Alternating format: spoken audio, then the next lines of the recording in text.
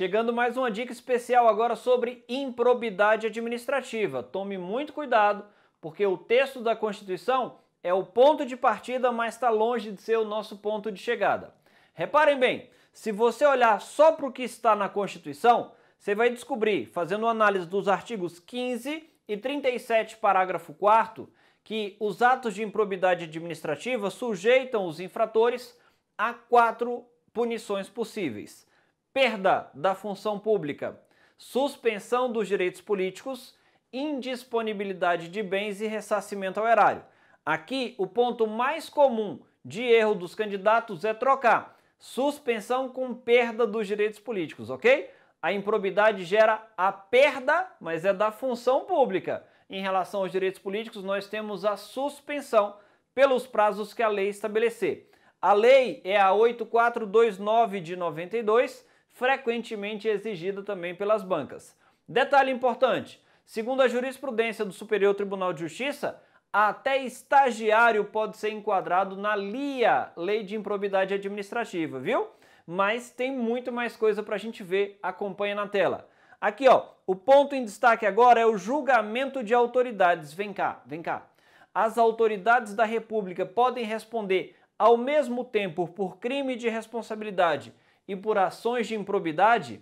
Reparem bem, vou dar um exemplo. Se você pensar na figura de um ministro de Estado, nos crimes comuns e nos crimes de responsabilidade, eles são julgados perante o Supremo Tribunal Federal, como regra. Mas espera aí, um ministro de Estado que já responde por crime de responsabilidade também está sujeito à lei da improbidade administrativa? Num primeiro momento, o Supremo Tribunal entendeu que não. E lá atrás o STF fixou quase que uma premissa, dizendo assim: quem vai por responsabilidade não responde por improbidade.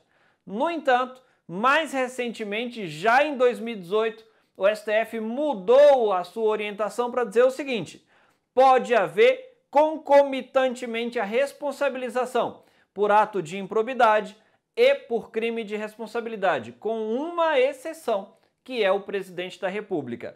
O presidente, lá no artigo 85, já coloca o ato de improbidade como crime de responsabilidade. Para as demais autoridades, pode ter a tripla responsabilização. Como assim, professor?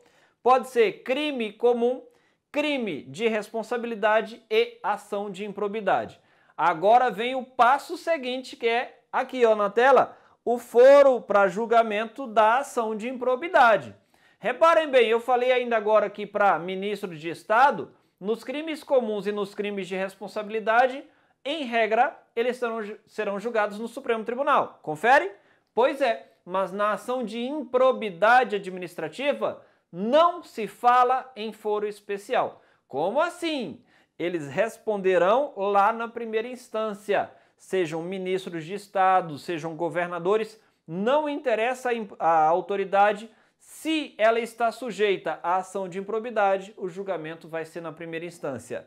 Exceção: você já viu que o presidente da República não responde por atos de improbidade, ele não se sujeita à lei da improbidade.